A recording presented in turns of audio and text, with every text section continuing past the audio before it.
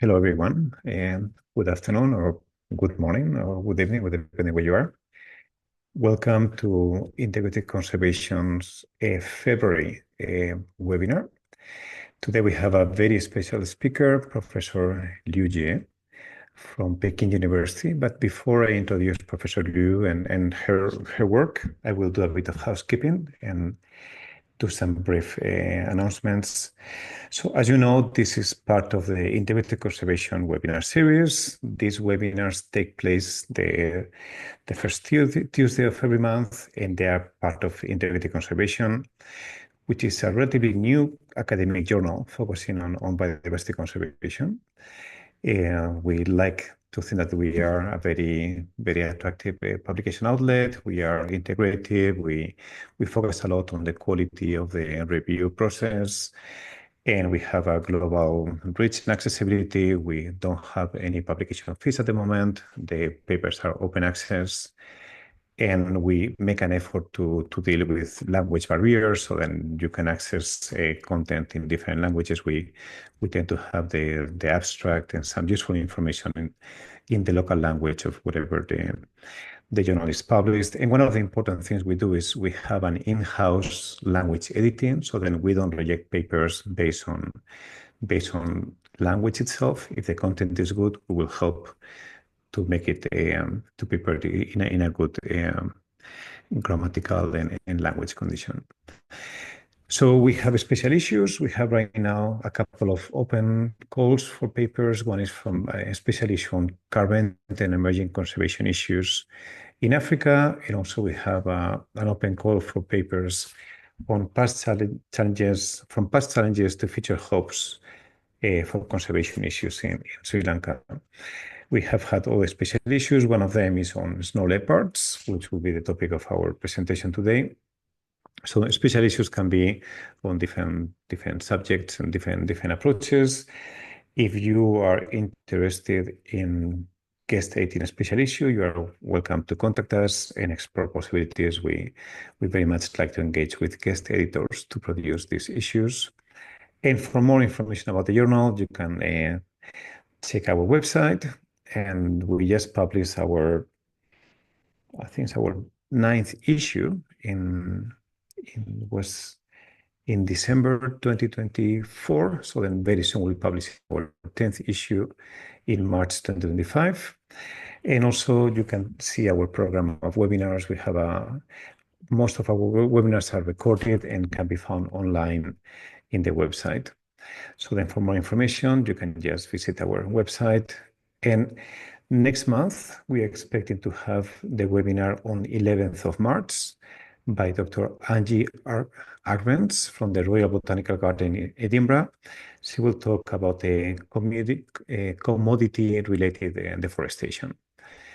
So then today we have, as I was saying, a very special guest, Professor Liu Jie.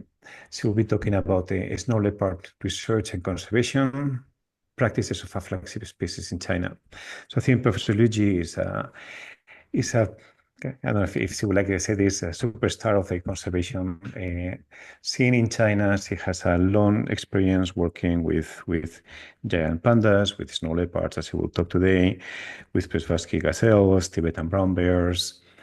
And besides, she's a professor at the Peking University. She's also the executive director of the Peking University Center for Nature and Society. And she's the founder of Shanshui Conservation Center, which is an NGO dedicated to preserving the Three Rivers headwater region in Qinghai. I always enjoy meeting and talking with Professor Liu because she has a very deep understanding of conservation issues, and I think she communicates them very well and in a way that I think is not just understanding problems, but thinking about how to move forward with these issues. So then I'm expecting a very interesting presentation. Professor Liu will be talking for about 1 hour, and then after her presentation, we will have maybe 25 minutes of Q&A session in which I will make some questions and then open the mic for the audience to address your questions to Professor Liu. So without any further ado, we can just proceed with Professor Liu's presentation.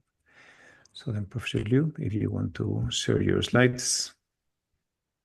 Okay, thank you, Ahimsa, and I'm delighted to have this opportunity to share. So hold on, let me share first. Can you see it? It is coming, not here yet. Okay, we can see it now. Okay. Okay, fantastic. All right. Thank you very much, Professor. Thank you for the invitation. I'm very sorry for preparing this lecture in a very much of a haste. So I guess left very little time for promotion. So I really appreciate everyone online now to participate given such a short notice. Well, I'll try to do a good job, and I'll leave more time for questions if you are more interested in discussions, and tighten up my talk as much as possible. As Himsa introduced, I'm both a researcher in conservation biology and a practitioner in managing conservation projects in the field for many years. Now I actually stepped down from Shanshui Conservation Center's management positions, but I have been working with Shanshui for Shanshui was established in 2007, so it has been almost 18 years now. But before that, I also engaged in many international conservation NGOs such as WWF and Conservation International. So I literally had parallel tracks in my career on research and practice for almost 40 years by now. So it's a privilege to be able to have a chance to have a very intimate interactions with the giant pandas and the snow leopard, all these flagship species. Today, I'm going to give an introduction, sort of an overview of what we have done so far on snow leopards. Well, the work on snow leopards began in 2009. Before that, snow leopard was a legendary animal. No one had really seen it. There was a story about Dr. George Schaller, who is himself is a legendary figure in the conservation field, who's a naturalist from America, studied many large mammals in the world. He was one of the first studied the snow leopards in Pakistan and Nepal. And when he came to China on the Tibetan Plateau, naturally he was interested in searching for snow leopards, but he never seen one. In 2009, one of my students, Li Juan, who this is her pictures. She's a very well published snow leopard expert now. She told me she wanted to study snow leopards. I was concerned because if you cannot never seen a snow leopard, how are you going to finish the PhD work on snow leopard natural history? That's that's a risk. So, but I too was interested in trying to find out if it's possible. So we made a deal. I made a deal with Li Juan that we go out to the field in Sanjiangyuan searching for a couple months. If we did see a snow leopard or did see a snow leopard by eyes, through eyes, and we will do this research. This was toward the, oh, by the way, the person ahead of Li Juan climbing is Dr. George Schaller. So we had a trip together. He had a lot of experiences in finding snow leopard tracks, but the whole trip, we saw a lot of signs, feces and scratching signs, but never seen a snow leopard. I was a little disappointed and decided to wrap up the trip. So that last day in the morning, a snow leopard fell in front of us. Well, when I say fell, it was because the snow leopard apparently caught a prey, a blue ship, but we disturbed him without knowing it. So he jumped on the rock, watching us, hoping we leave soon. But we climbed closer and closer. So finally, couldn't tolerate such a close distance and dropped down in front of Li Juan. I was about 10 meters away. She was maybe 3, 4 meters away. Really startled us. So when she cried that snow leopard, I didn't realize it was not a joke.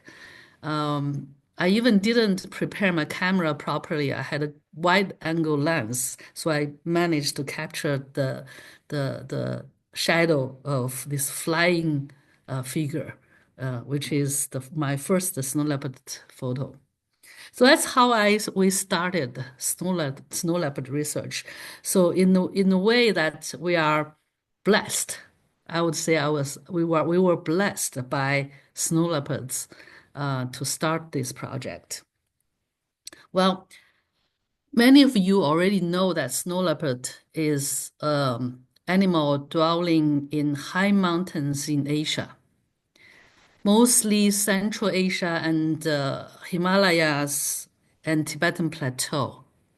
This is the range map of snow leopards, 12 countries, and China hosts most of the habitats, more than 60%. Before in 2016, IUCN downgraded snow leopard status. Of course, before that, there wasn't proper evaluation with solid data on snow leopard status. So it was given the status of endangered. But in 2016, IUCN felt that the snow leopard reputation is relatively stable and has a sizable number. So it decided to downgrade the snow leopard to vulnerable. Still, it's a threatened species according to the category. And it's not that many actually. According to IUCN's estimate, the total population ranges from 2,300 to 3,400 or something like that, adults. So if you include babies, it may go beyond 5,000. And during the years, we expanded our research sites. We started from Sanjiangyuan, which we have invested most of efforts in this region, which is squared on the map.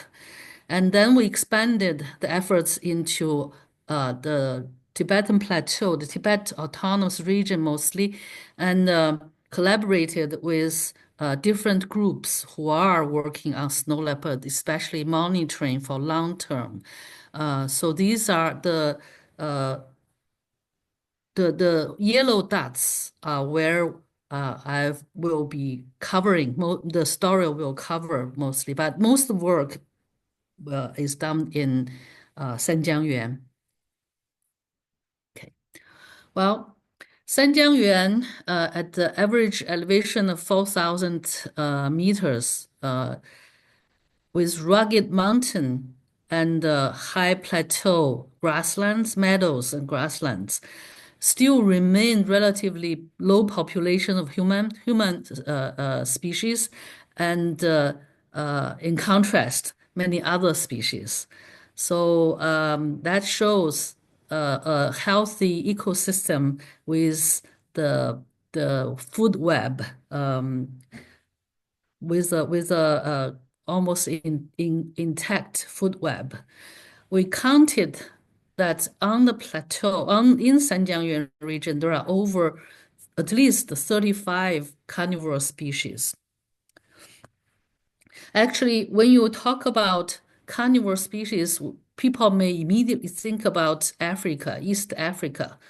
Actually, Sanjiangyuan, together with Hengduan Mountain and Eastern Himalaya, this region, this east part of the Tibetan region, has the richest large carnivorous community, including tiger, snow leopard, clouded leopard, and two canine species. Oh, and lynx, 5 species of cats, and 2 species of canine, jackal, doe, and wolf, and 2 species of bears, Tibetan brown bear and Asiatic black bear. So it shows that the uprising of Tibetan Plateau or formation of Himalayas and the Hengduan Mountain really provided a very rich environment, very rich habitats to different species. And in fact, this region tend to be the evolution center of many taxa. Well, including snow leopards. Snow leopard is one of the animals originated from the Tibetan Plateau about 8 million years ago. Then dispersed into the whole plateau and East Asia high mountains. It's a typical mountain landscape animal. Well, I'd like to quickly report some of our key research findings and also perhaps introduce more questions. Well, first of all, how much does the snow leopard actually represent this ecosystem? When we say landscape animal, a landscape species, what do we mean? So this is an article is about to be published, is at the last stage of calibrate proofreading.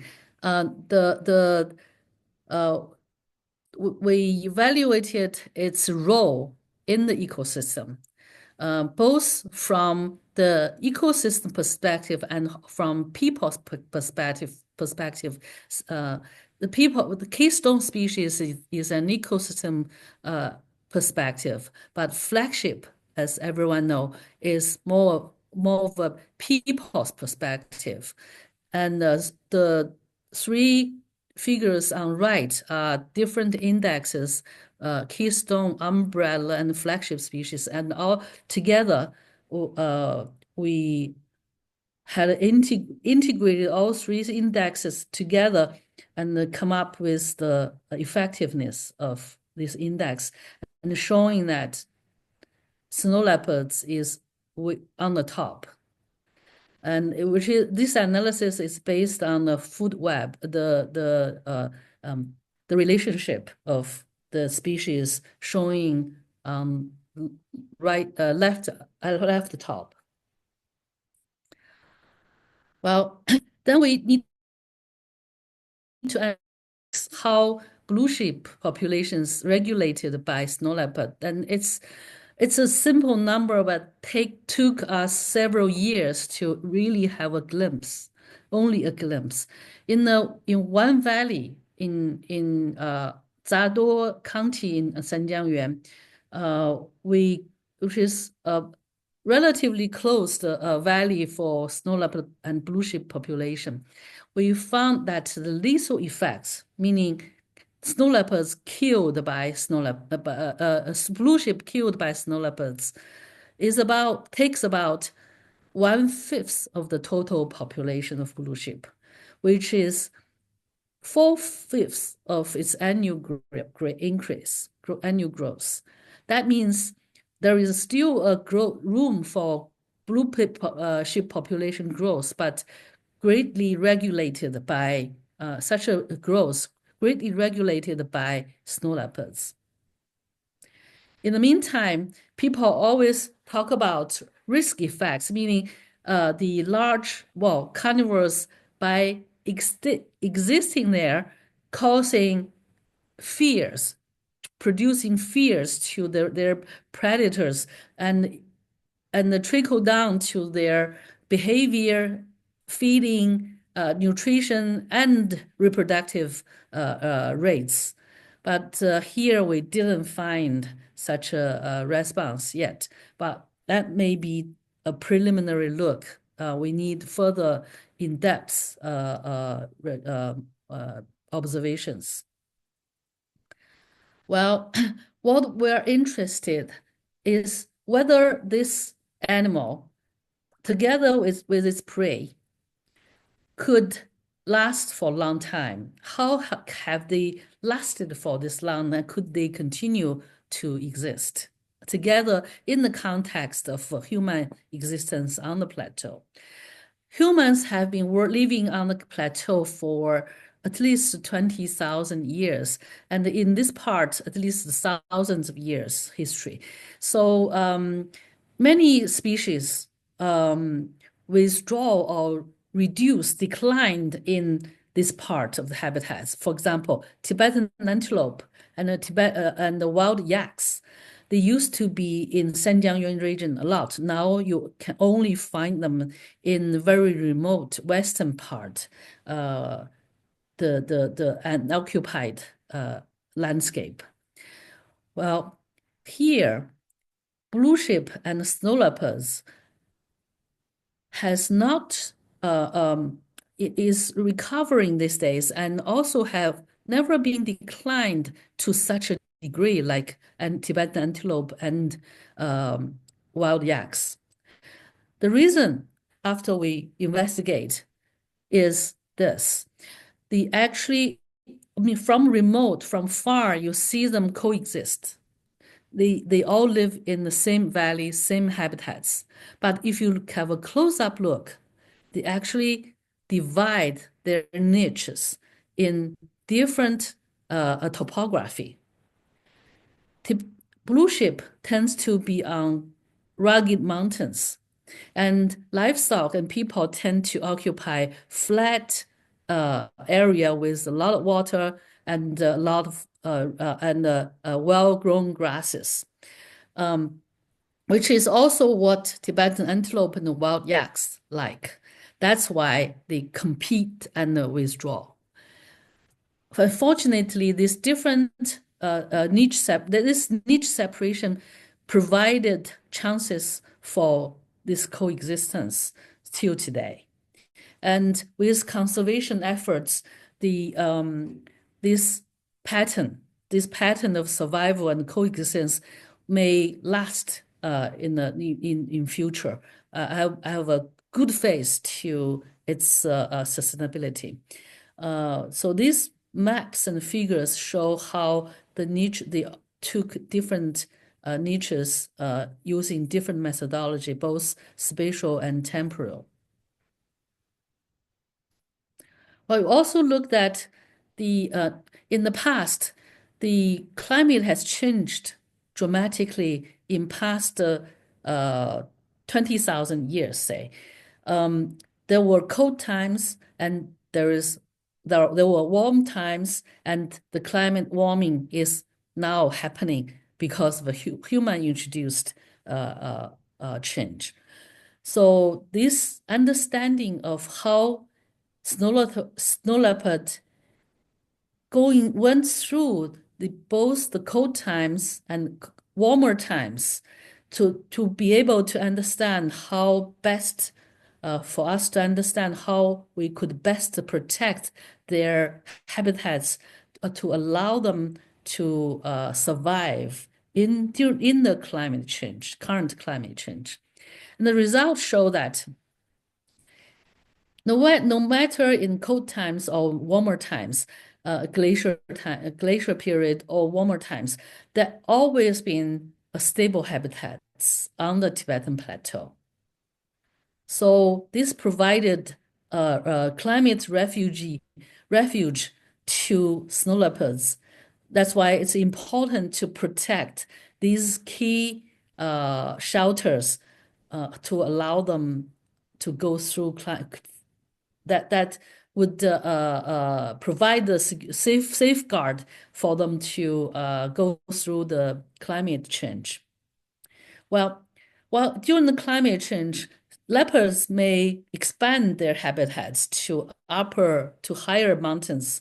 Is it happening? Will it squeeze snow leopards' habitats? We have done a research. My student Alicia Yang has done a research to evaluate current status and also stimulate the future scenario, and found that both populations are recovering in China. Both snow leopard population and leopard population are recovering. There are overlaps at the edge of their range. Snow leopards takes above tree line, and leopards typically is a forest animal, but the tree line is expanding to higher elevations, and likewise leopard populations expanding. But there are enough prey to be fed, to feed these animals. And so far, conflicts has not been showing yet. Yet we observe that in habitats that is a mosaic pattern of mixture of forest and grassland, these conflicts, like similar to snow leopard and livestock niche separation, snow leopard and a leopard separation, niche separation could also happen.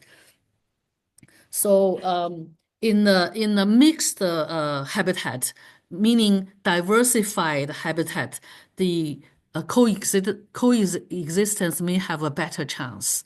That means in our efforts of conservation, we should pay more attention to protect diversified habitats. But in future scenario, climate change may further squeeze the snow leopard habitats and reducing habitat size.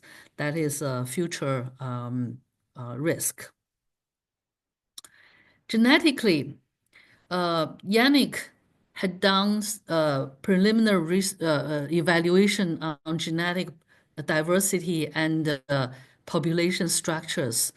And his conclusion was that there are 3 subspecies of snow leopards, and the overall genetic diversity is low.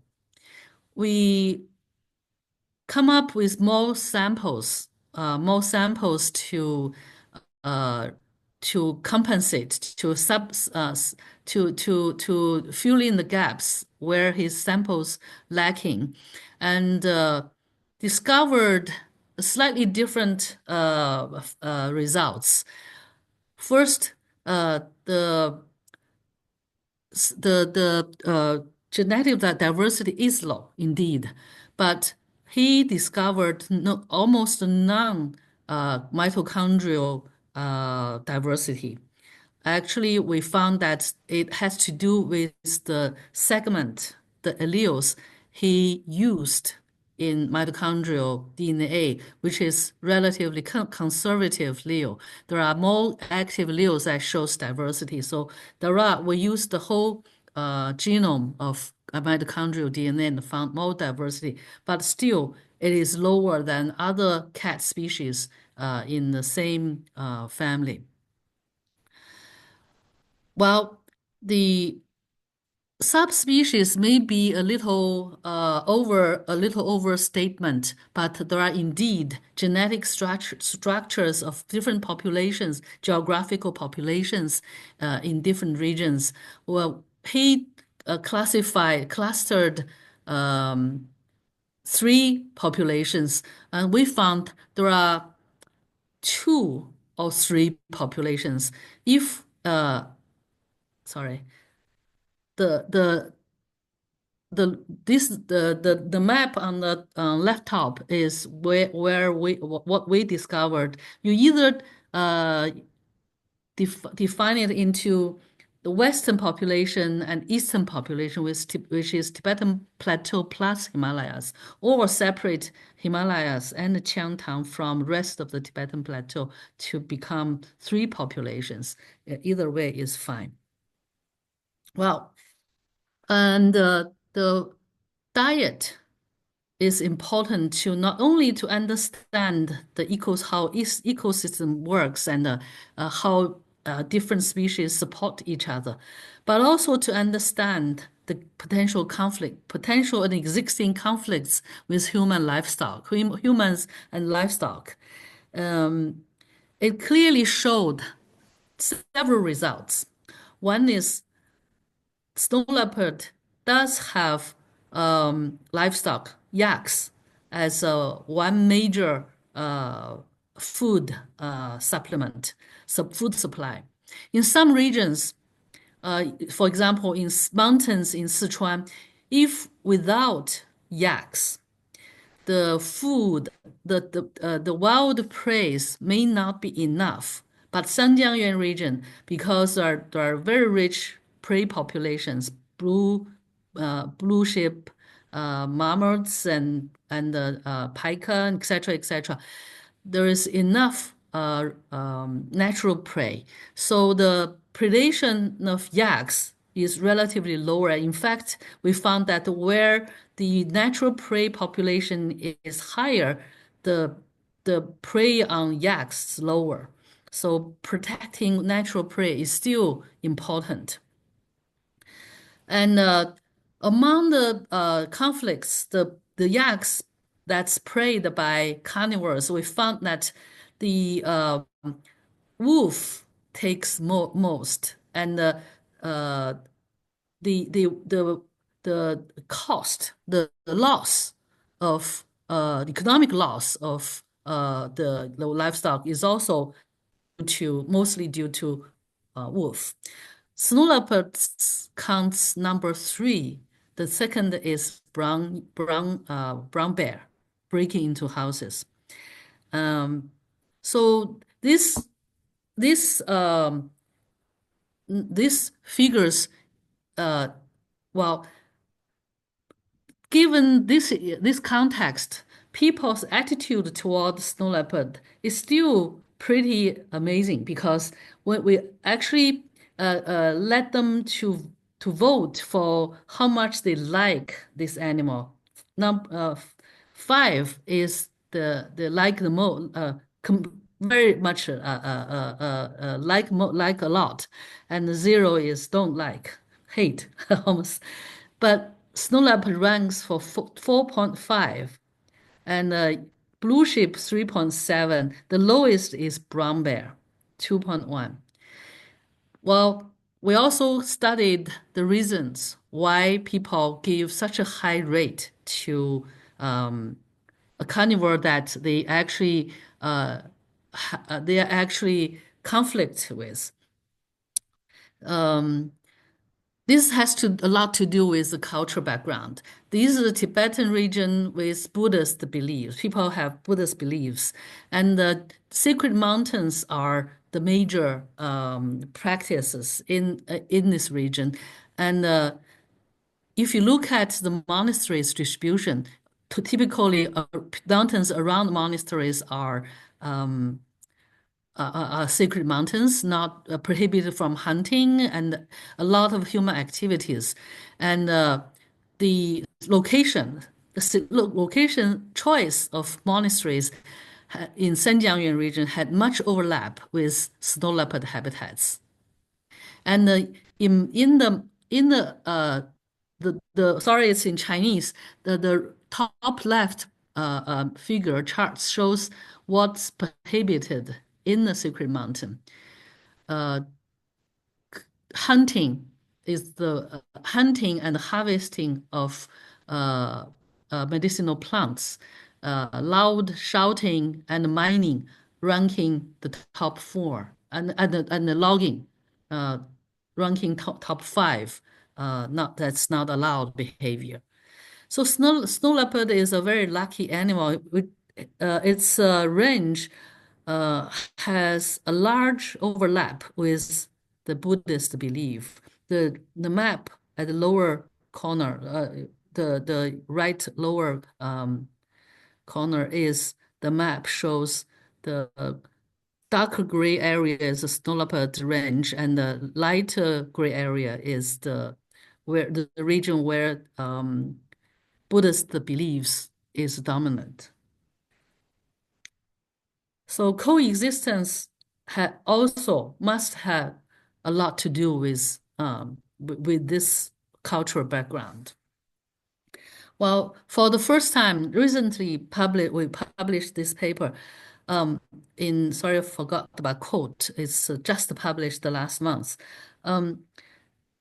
We did the whole Sanjiangyuan-wide habitat and population evaluation, which is the first large-scaled evaluation on snow leopards. That's because Sanjiangyuan has about 300,000 square kilometers, twice big as Nepal. And the snow leopard habitats in this region is about little over 1/3. And the models based on infrared camera trap documentation, we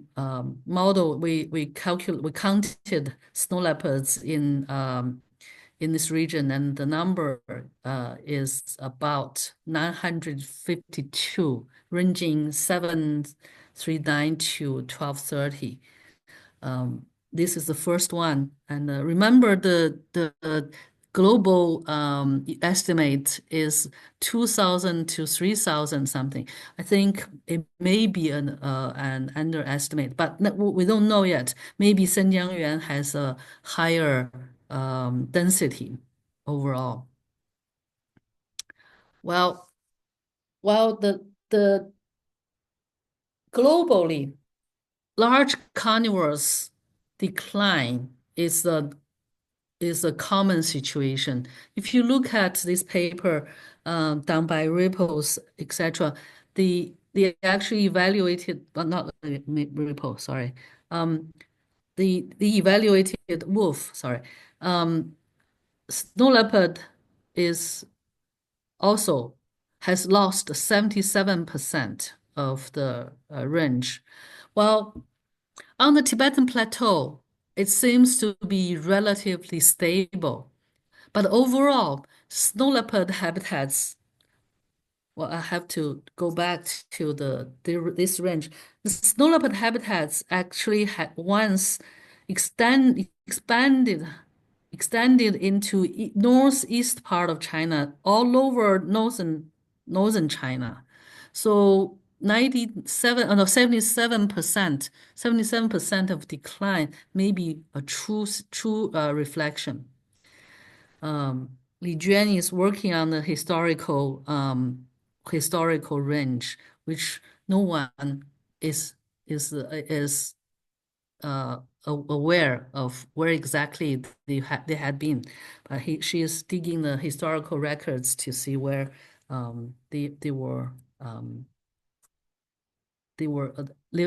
had lived before. Well, we also evaluated the research and conservation gaps, and found that current surveys and research work covered only 3% of habitats, and protected areas covered about 20%. The shadowed range are protected areas in China on the plateau. So you may see that the best snow leopard habitats are not included in the protected areas. The most protected areas were established and delineated before we have the knowledge on snow leopards. So that means much of the conservation efforts has to be done outside of protected areas. How? That's a good question. And we also evaluated, based on literature search, evaluated major threats and how local responses were made in past years. And furthermore, a global priority was listed. You notice that LCU is what we identified the uh, major the priority region, and the GSLAP identified. You see the shadowed line, um, light green shadowed line. The GSLAP identified priorities that's mostly identified by national teams, is far from enough as far as the snow leopard important habitats to say.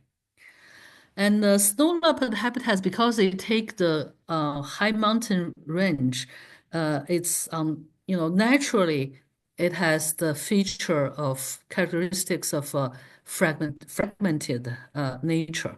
So that gives conservation produces challenges to conservation.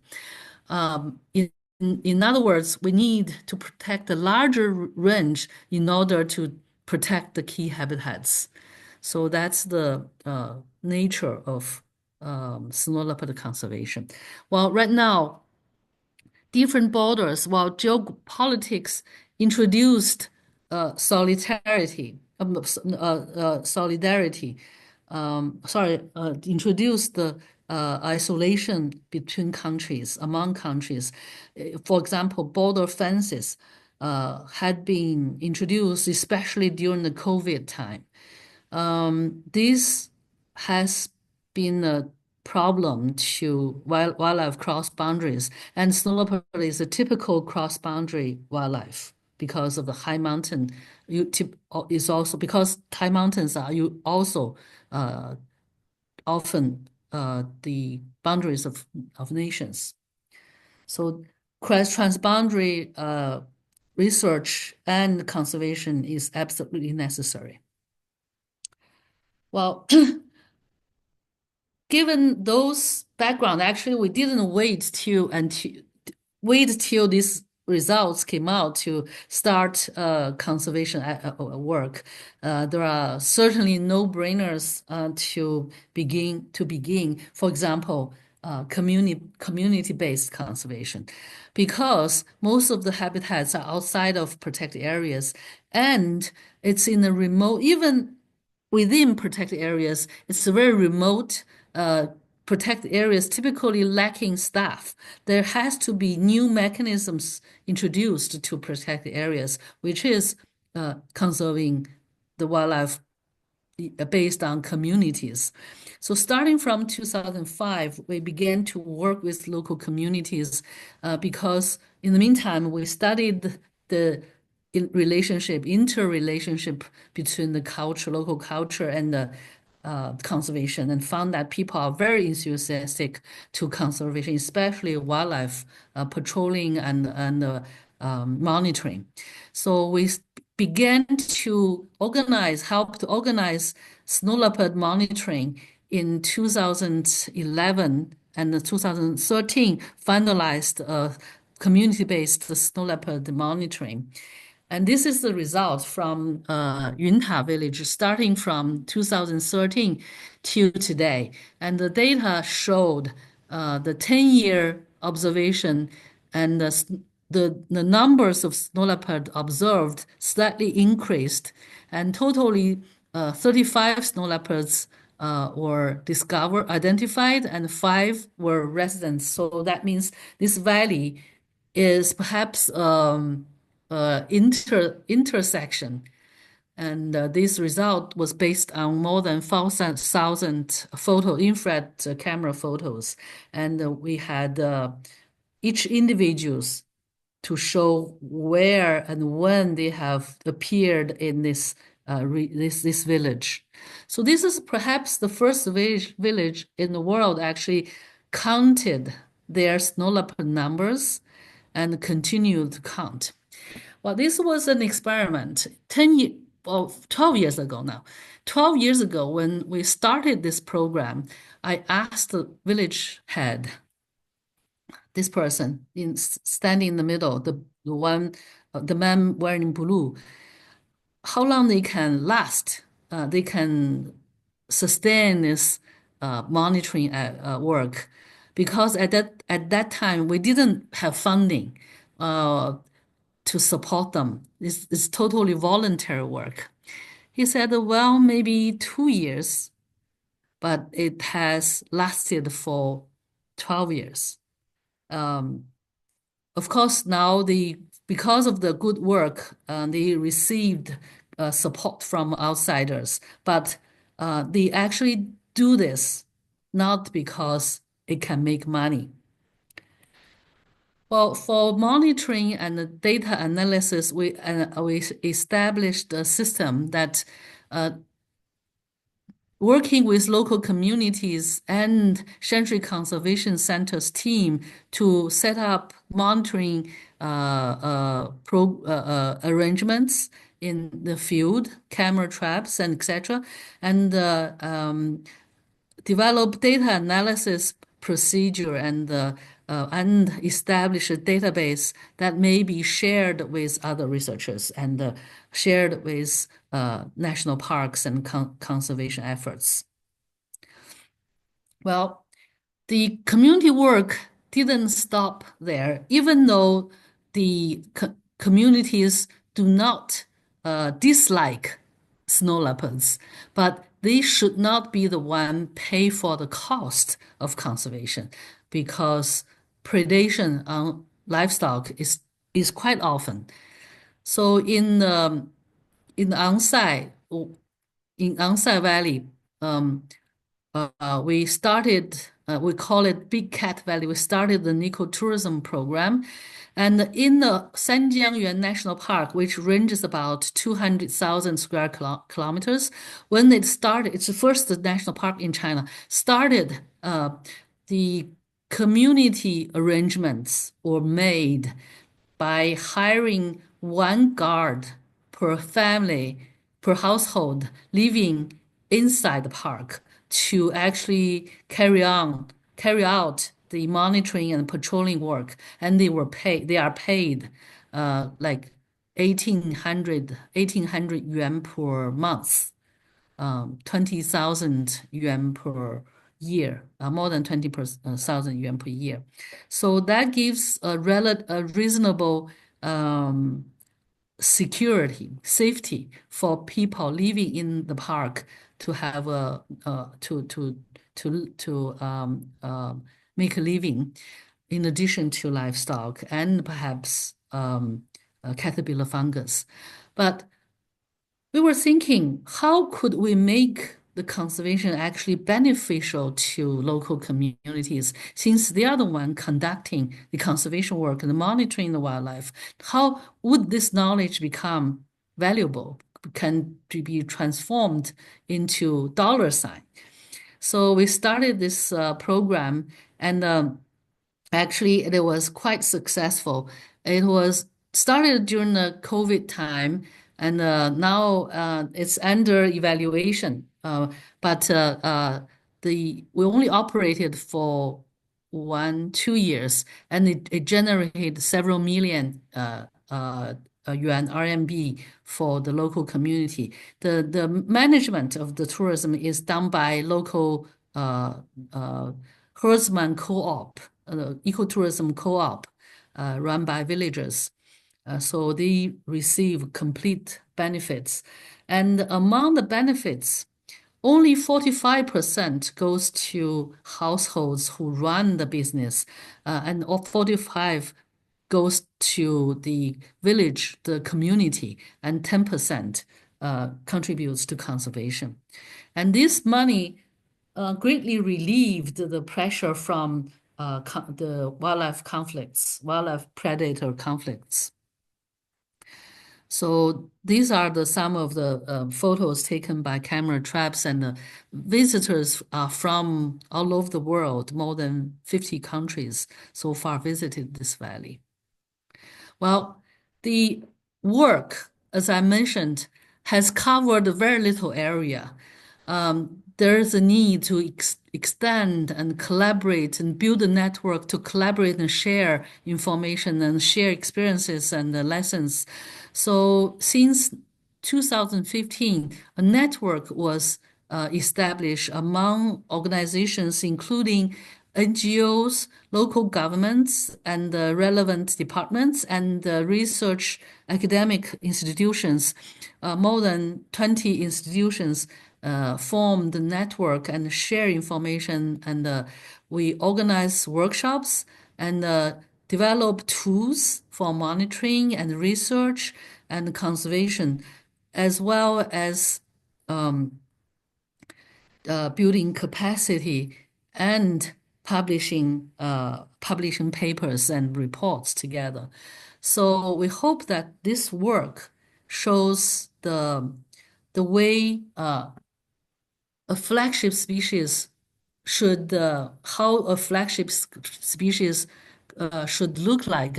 It covers a large ground, covers a healthy ecosystem, and also stimulates collaboration to be able to make sure the conservation efforts are effective and get to the point. Which is very different from what I'm also another species I'm also familiar with, the giant panda, which is mostly covered by the government. The protected area covers most of the panda habitats, and the government funding covers most of the cost of the conservation. But snow leopard is more bottom up. So, and I really appreciate the students and sanctuary staff in charge of snow leopard work. And did you find any interesting thing? Most of them are girls, women. So beasts, beauty and the beasts is also a characteristic of our work. Okay, I would like to stop here.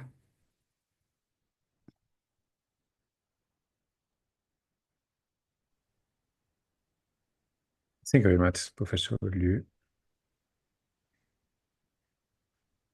Can you hear me? Yes. Good. Okay, so yeah, I will just make a very quick question on your last comment.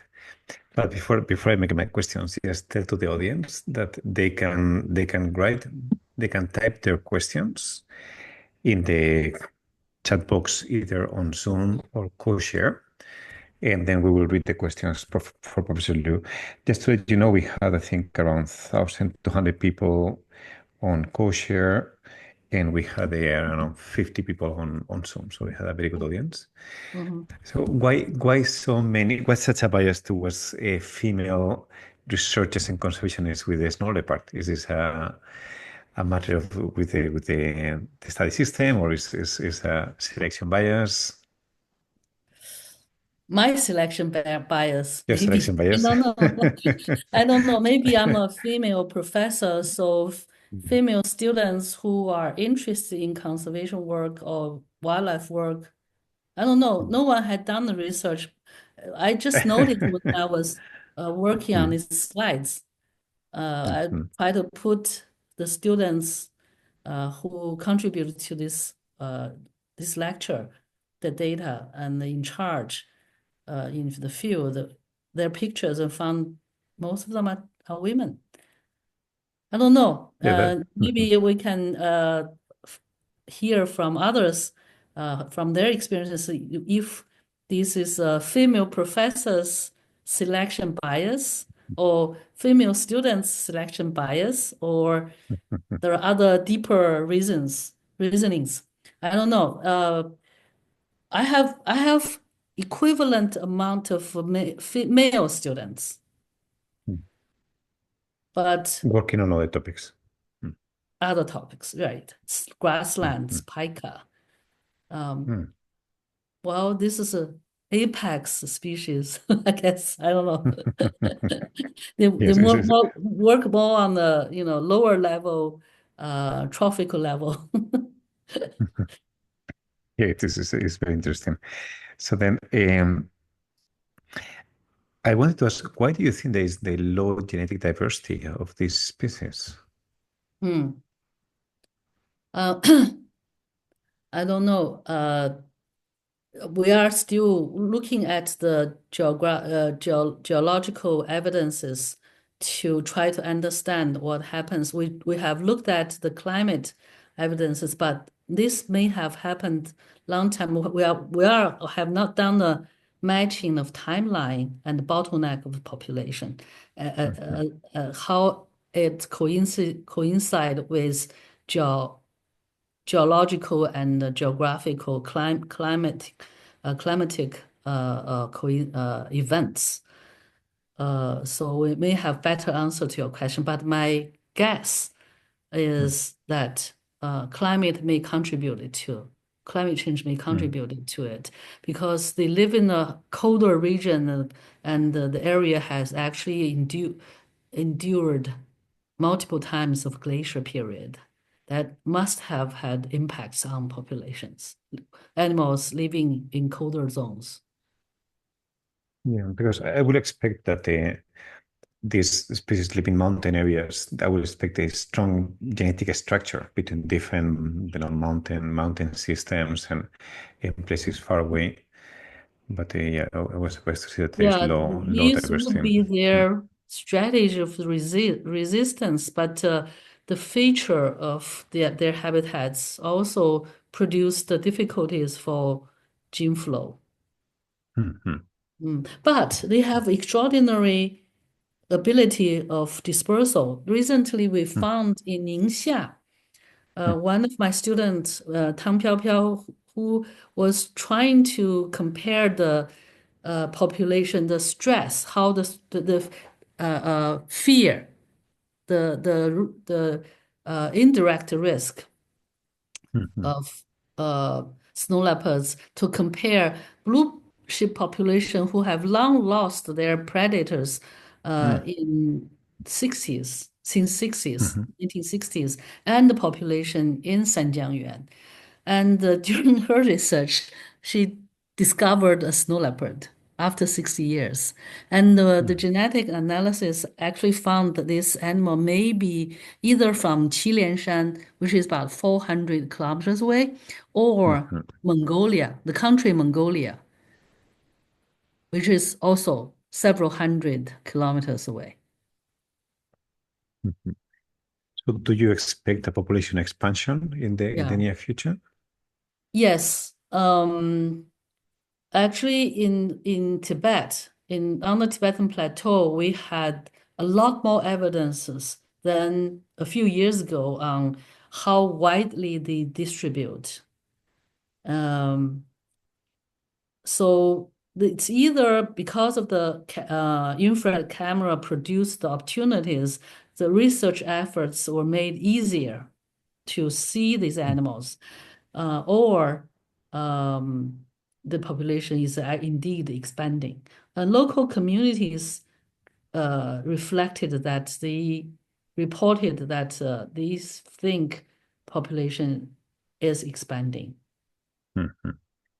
Yeah, I think this piece is a very interesting. As a flagship, I think it has a relatively positive story and quite a conservation success story to tell. I think the amount of information gathered in the last 20, 30 years from almost nothing to, you know, quite a Suddenly lot. I booming. still, yeah, I mean, still you were mentioning like only 3% of the habitat has been sampled, but when I see the amount of local studies happening, there are a lot of studies going on, and many of them are complementary. So then, I think Mhm. in that sense, the species has seen a very, very, very good trend in terms of our understanding, and also I think the characteristics allow to be optimistic, right? There is conflict that is not very intense. People like the species. There's not much overlap with high human density areas. So, and I think it allows for optimism in terms of the future of the conservation of the species. Yeah, it's a lucky species among, I think, among all the large cats, large carnivores. This is one of the fortunate situation, I think. Mm. And something that you also mentioned, but I would like to to talk a bit more is about the international collaboration. So then Mm. I think it's a species in which different countries have adopted as they have tried to be champions, right, of the snow leopard conservation that has helped to promote international collaboration and coordination much better than for other species, much better than for tigers or for leopards or for elephants. And I think also much of this has been in Central Asia, not only China, but also Central Asian countries were very committed with conservation. How do you see this kind of collaboration? Yeah, there has been efforts made in different parts, but because of I think into this century, because of the terrorism situation, this collaboration had sort of quieter than before. Oh, And really? Mhm, yeah, yeah. Well, mhm, on the ground collaboration has not mhm. is not as active as before, as Oh, year before 2000 year 2000.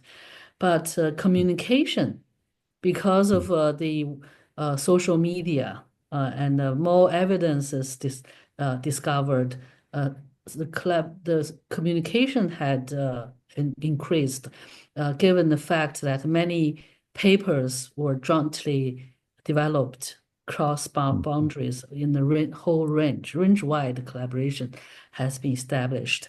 And also GSLAP is a government entity, mhm, sort of a mhm, intergovernment network has formed a formal collaboration framework, but a lot of work needs to be developed on the ground. Even, identify key areas cross boundary. I think that's the priority effort that needs to be made. Recently, mhm, Shanxi Conservation Center has started to um, provides well collaborate with Nepal with mhm, Nepal um, because it's a geopolitics is a little easier. The geopolitics is a little easier between the two countries. It has a lot mhm. to do with the the political situation between the two countries. I think the conservationists are always enthusiastic to collaborate and establish a network, but it's which is hindered by these other situations. Yeah, I have attended a few international meetings of, different species or different topics. And one of them was the GSLEP meeting in Kyrgyzstan in 2017. Yeah. And I saw a very kind of, how to say, I saw an enthusiasm. There were many ministers, there were head of states at that meeting, and Mhm. I saw an energy that I don't see in other meetings. And because it was kind of relatively small number of countries, and some of these countries were relatively small in terms of human population or in terms Mhm. of other similar activities, and I saw what seemed to be a higher commitment that with other meetings that is more political. It was, in other meetings I've seen more about the differences, but that meeting felt like there was a very good uh, kind of synchronic movement or moving in the same direction. Have things changed since then? Do you see that there has been any? Well, I think that enthusiasm has continued. Mhm, Turkestan, especially because of the interest, high interest of president. mhm. I don't know if the president has changed. I think the president I has think changed, he but has changed. Yeah, I yeah, think he has has changed. changed. Mhm, But the interest seems to remain mhm, in this country. I think because of this is why a flagship species is useful. mhm, These countries certainly take snow leopard as a flagship, as a icon, as a pride for the country. mhm. That helps a lot. Yeah, yeah. So I will move to the questions from the floor, questions and comments. So people, when you make a question, please give your name and if you want your affiliation. We have one anonymous comment saying thank you very much for the talk. Then we have a comment by someone that I cannot read the name, is in Chinese. Say, I know that in the Sanya-Yuan region, the boundaries and policies of national parks and national nature reserve are constantly evolving. How does Shanshui Conservation Center respond to these changes? Oh, um, the yeah, the there was a recent well, the boundaries since the pilot stage, the boundaries has changed several times. We also made some recommendations to expand boundaries, and the authorities took some of the notes, but they have their own concerns too. So I think it's always a negotiation but you always have to provide your um, scientific evidences as why uh, this place or that place needs to be included. Uh, with evidences, it's likely your points can be taken.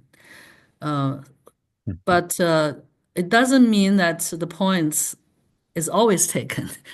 That's the reality. So that I think this kind of change will continue in future. Uh, like the last time, China has proposed overall boundary adjustment to all protected areas, including Sanjiangyuan National Park. So we also provided official comments to these changes. Some we agree, some we have our own suggestions. So yeah, no matter your points taken or not, you always need to make a point with evidences, importantly. Mm. Then we have one question from Krishna Hengayu from here from XTV. He says, I'm happy to learn about the recent transboundary collaboration between Nepal and China. I'm sure it will help ongoing snow leopard conservation effort. My question is about the IUCN Red List species status of snow leopard, which has now been downgraded to vulnerable. Do you have any thoughts on this status? Mm. When it was downgraded in 2016, Mm, I actually voted to disagree because my reason was at that time that the status of endangered was not completely based on evidences. It was determined in 1970s, the status when IUCN, the red list was first established. So, but now when it's downgraded, again, we do not have enough evidences, especially on whether, like the first question Ahimsa mentioned, uh, if snow leopards are indeed increasing, where in which part they are increasing and which part decreasing. We do not have sufficient evaluation information to answer this question. So downgrading is not completely based on scientific information. We shouldn't do it again. If the first time wasn't mm, done so, we shouldn't do it again. So my personal opinion was wait till we have enough information. But I mm, guess IUC at that point was in the mood of celebrating conservation successes. So they downgraded quite a few species, including at least the three species from China, the giant panda, the snow leopard, and the Tibetan antelope. mm. So I think giant panda and the Tibetan antelope had more data, better data than snow leopards. Yeah, I Uh, was going to say that because I remember I think you were supportive of the downgrading of the giant panda, right? I think is that correct? Um, well, I think China actually responded to this downgrading properly because Hmm. they didn't downgrade the national status of panda. Uh, well, the habitat threats to habitat, or in other words, development in panda habitats are not reducing so significantly, especially Hmm. outside of protected areas, actually. Yeah. So, well, I would do fine if not downgrading, but if it's downgraded to celebrate the success, conservation success, which is indeed what happened to, I think uh, panda conservation deserves the entitlement of success. Uh, I'm fine too. We have a question from Ming. I am from the University of California, Davis. I know there is competition problem of human-released Tibetan mastiff with a snow leopard, but little study has been done on this. Do you know anything about the status of this? So then is this like feral mastiffs? Have they become feral, or is still with people and livestock? Do you know? Mm. In fact, I have a PhD student who did a massive study.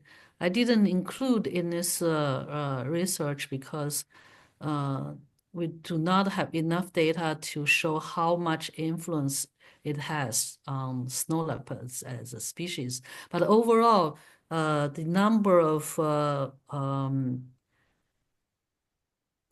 mastiff, feral mastiff, or Hmm, feral dogs, not necessarily hmm, mastiff. Feral dogs is a serious problem all over Tibetan region. Um, in Sanjiangyuan alone, we estimated at that point it's being reduced several times because of a government efforts, um, because of the rabies dispersal. Um, hmm, Government took actions to reduce dogs. But the original problem, I mean, people abandoned their dogs to monasteries, and monasteries actually took the responsibility of the raising feral dogs, was a tradition. hmm. Um, so you see a lot of dogs around the monasteries, but this time it was a boom of feral dogs because Mastiff was traded at a very high price at one point, and then the market bubble declined, collapsed. Um, then people started to abandon their dogs because it's expensive to raise them for sale, Yep. abandoned the dogs for sale to monasteries. So that was a booming. And we estimated that well, 5% of these dogs, feral dogs, became wild, became really wild. At that one point, there were almost at about 100,000 feral dogs in Sanjiangyuan region. Wow, So I didn't know that. 5%, yeah, is a lot. Yeah, Hmm, more than yeah. any carnivores perhaps in this region. I Wow. don't know about Hmm, wolf, hmm, hmm, more than most carnivores. So hmm, became hmm, the hmm. largest carnivores in on the plateau. It is a serious problem. So government had a very simple methodology, which is capture them and send them away or even uh, terminate them. But it conflicts with the local beliefs of no killing and a care for lives. So it is a dilemma. It is a difficulty. Uh, and a few what I know organization NGO try to um, work on the what's the word fertile uh, to surgery to stop breeding. What's the word for that? Um, like the people do to feral cats in city, and Yeah. they do that in for dogs too. But too little, too the effort is too small to solve the problem. Mm. Yeah, 100,000 dogs is a lot, even if it's only 5,000 going feral, still is a very big number. We have a question from Serena from the Animal Protection, who says, "Hi, I am from ethnic minority Manchu, and we set carnivores as mascot of braveness and the brave lizard, like wild boar, bear, and tiger. Do you have any comment, any insights into indigenous knowledge and conservation in the context of snow leopard?"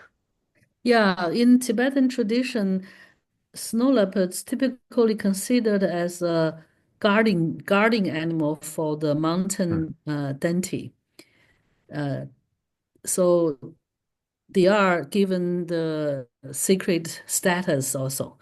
There were stories about these large animals and the three brothers of cats, the um, palace cats, what's the third one? Mountain cats, palace cats, and oh no, palace cats, wolf, and the snow leopards. There were three brothers of, and there were a lot of stories. So there were no particular negative feelings toward snow leopards, but there had been retaliative killings of snow leopards because of or yak predation that mm, has happened before. Like the film Snow Leopard done by Wenma Caidan, the famous Tibetan filmmaker Wenma Caidan, film director Wenma Caidan. His last film was Snow Leopard. That kind of a situation is quite typical. He reflected a true situation. People have both respect and hate to this animal because of the both sacred and practical reasons. And I'm going to move to questions from Kushare. Just to let you know, apparently we have more than 2,500 people connecting in Kushare. It's another platform. So the first question is, um, she would like to ask, is it possible to extrapolate the population size of a snow leopard in the whole country? I mean, asking about the populations, the situation of snow leopards in Qinghai, Sichuan, and Gansu, whether you can estimate from, or you can extrapolate from the data in Sanjianyuan. Zhenjiangyuan is the place where research is perhaps most complete. Um, it's the work in other places. I think the second place would be in Qilianshan, uh, and Xinjiang, Tianshan, Eastern Tianshan. Other places, I suspect, and the Chumulangma Reserve had a few years of monitoring that could come up with a decent report on numbers, but other places may be difficult at this point.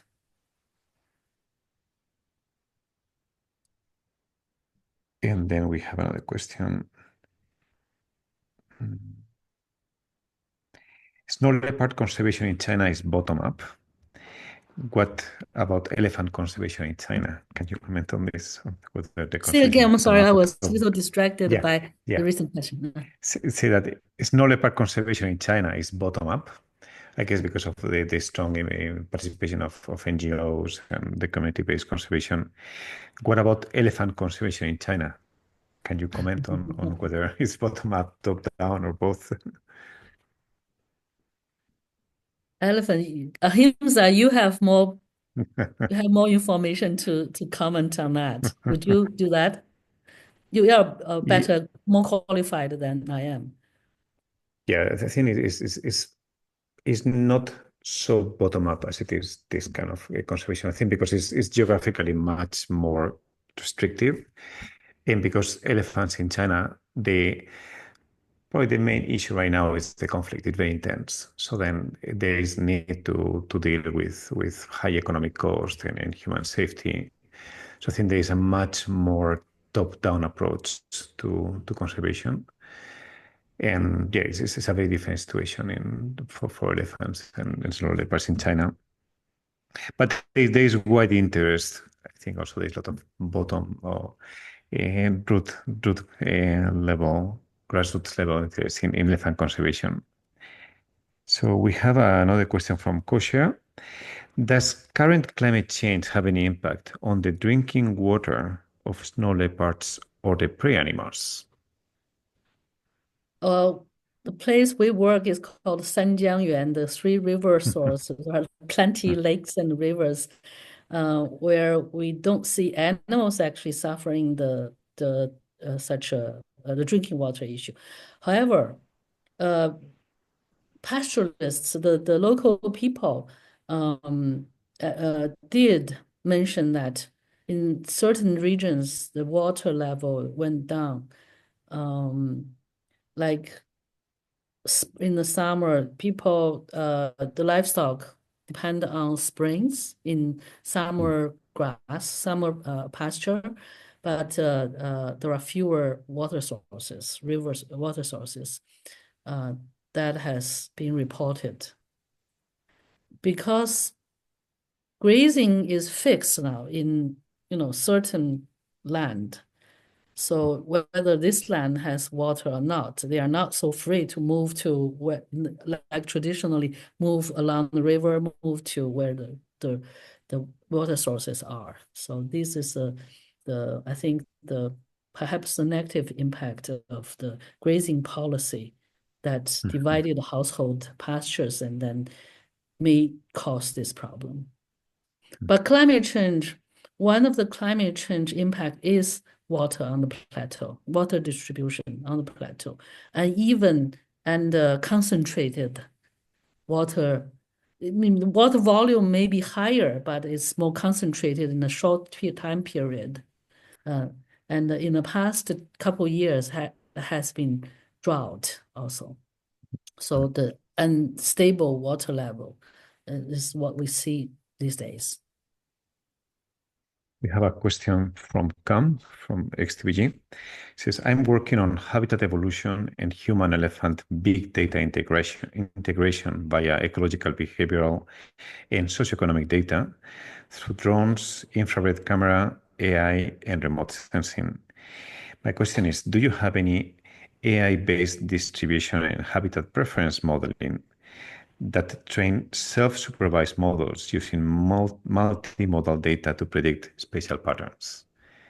Well, one of my students is using both the remote sensing images and the drone images and the ground truthing, ground sampling to develop a methodology from the fine scale to middle scale and a large scale landscape interpretation, identification of grasslands in Sanjiangyuan, different types of grasslands, especially to identify the meadow, alpine meadow versus degraded alpine meadow, because degraded land have vegetations, also have vegetations, but they die out during the winter. Only the survived alpine meadow can only the meadow can survive through the winter. So using remote sensing data and drone data to train, I guess it is a part of the AI application. We also use AI to help us to identify animal species. In future, maybe individuals of infrared camera photos. Matters. Yeah. Yeah. Thank you. We have another question. Thank you very much for the interesting presentation. You mentioned that the collaboration has been quiet since terrorism activities increased in the area. I'm curious as how terrorist activities might impact conservation efforts from your experience. are is research totally stopped due to safety reasons, and how to move forward? Yeah, I think the countries, well, on one hand, the people have enthusiasm to communicate and collaborate. On the other hand, I think the national policies are in general are in this region particularly are tighter on data sharing. Uh, so so our solution is to, I guess, like a mega data analysis manner. You different people manage or analyze their own data, share methodology and share results, and come up with a common paper or something, a common report. So make sure that one follows the country's regulations, but also produces shared results. We have a follow-up comment from Sirina saying that women also play a role as custodians of indigenous knowledge, and she's paying tribute to female conservationists. No question, just a comment. I don't know if Yeah, you want to well, comment. it's true. Actually, we had a paper on the awareness. Well, we did a survey questionnaire on awareness on snow leopard conservation, and to our surprise, we actually found the answers from women are less well, recognition of the importance of snow leopard answered by women are lower than men. One possibility, when we analyze this, one possibility is that men are more, they travel more and go to meetings more and they, receive information more. They probably have more access to information. And two, women are the ones actually running the house. So any economic loss or problem conflicts, they feel much stronger than man who talks a lot, outside. And perhaps they also are more aware of, men are more aware of political correctness also. So this implies that when you look at the awareness, conservation awareness, you should listen to what women think and talk. Not only depends on men's answers. Yeah, They that's a probably good one. reflect the true thoughts, and more truthful, I think. And as you were talking right now, I was thinking that that region must have seen a huge change in information flow in the last 20, 30 years with the internet, mobile phones, because I guess the humanity is low and the distances are very, very far away, So then Yeah. I guess before it was difficult for people to communicate and to know what was happening in all the places. But now I guess everyone has a phone and everyone has access to TikTok and to videos and things like this. So it must be a big social change there. Yes, especially young people. If you see more gender awareness among young people.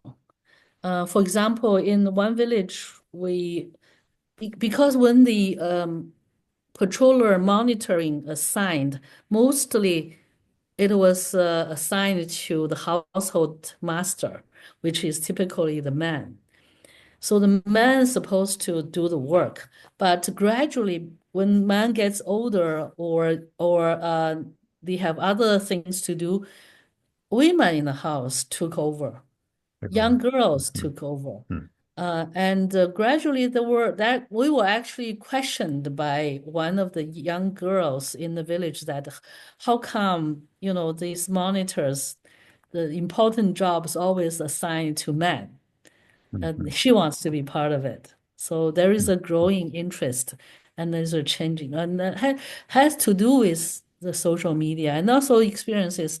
A lot of children go to schools and they learn, they have access to more information as well. Yeah, yeah. Professor Leon, thank you very much. We have a few more questions, but I think we will stop here because we don't want to abuse your time. So That's then, okay. it has been a really interesting presentation and discussion, and we really appreciate your time. So then, just remind to the audience that this recording will be available on the website. So, and if anyone wants to come back and watch again, and also we'll Both have on our both next. on YouTube and Bilibili, right? Yeah, so we will do both on our website and also on YouTube and Bilibili, so people can search for them and find.